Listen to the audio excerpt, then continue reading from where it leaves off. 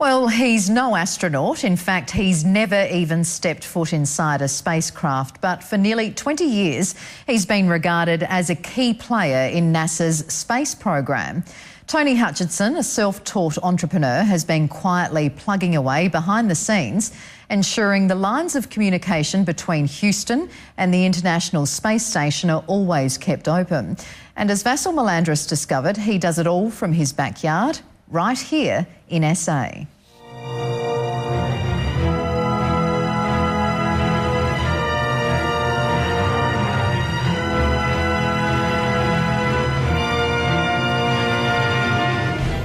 This is Mission Control Houston. Coming up in about a minute, we'll be joining the conversation taking place between ham radio operators, in this case Tony Hutchinson in South Australia, who will be initiating a call to the International Space Station. This is VK5ZAI Alpha India. We're a long way away from Houston, Texas, aren't we? Yes, virtually the opposite side of the world. When Houston has a problem, Tony Hutchinson is listening and ready for action. Tony, I'll hand it over to you. Calling NA1SS. This is VK5 Zulu Alpha India, VK5ZAI in Kingston, South Australia. Calling anyone copy, go. Every day, Tony checks in to Mission Control from his own communications hub in Kingston in the southeast, built entirely from scratch out of cast-off gizmos. West of Brisbane, about 55 miles or 90 kilometres west of Brisbane. But don't let appearances fool you. Tony is one of the elite ARIS group of 9 amateur radio operators entrusted by NASA to come to the rescue if their signal to space goes down. We had a small emergency on the docking of the Progress supply rocket. They obviously rang up and said, can you go on standby? And that's amazing, isn't it, that NASA's own antennas failed and you were called in to rescue communications? Yes. And what started as a hobby quickly became an all-consuming passion. Are you very busy tonight? Yeah, look, can I leave that with you? Yep. And bring it in to me? I've got a couple of things to do and another school coming on. All right, hope everything goes all right.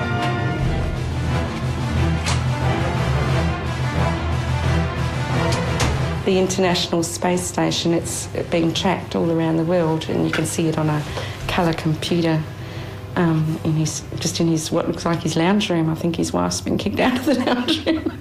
Yeah. Border Watch journalist Chris Oldfield has been tracking the Quiet Achievers movements for some time. Tony Hutchinson, he grew up on a farm near Bordertown, and he was about 10 when he used to pull the radio apart.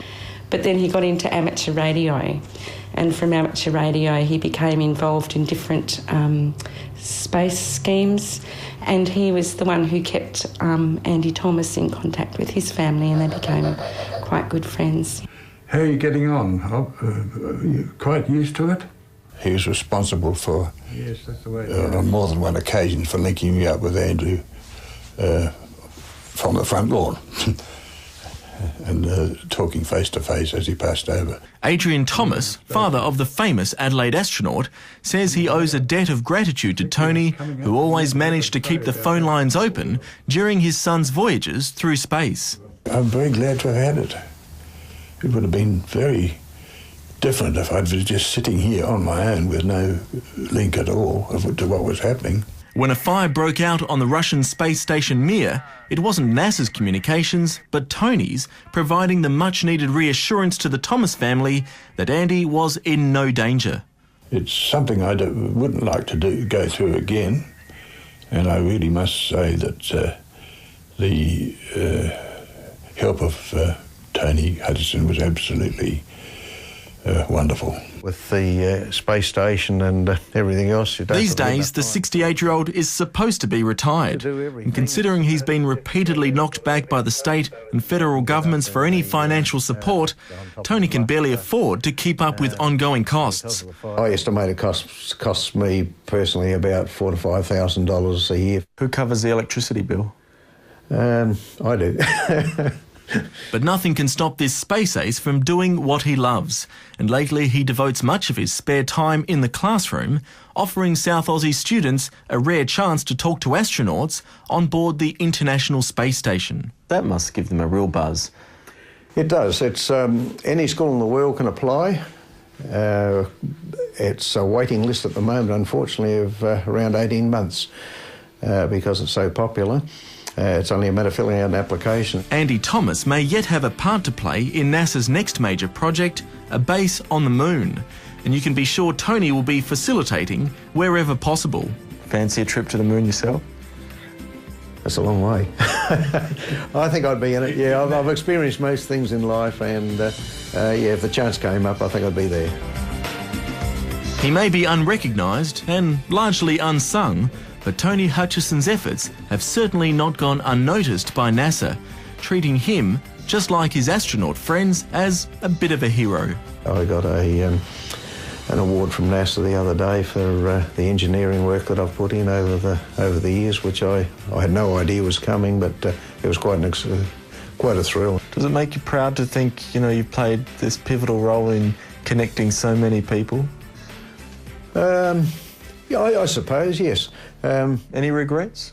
No regrets at all. Well, ladies and gentlemen, we've shared a moment of history. Amateur radio station VK5ZAI in Australia, operated by Tony Hutchison, contacted Barbara Morgan, KD5VNP, aboard the International Space Station. VK5DJ in the group, VK5ZAI.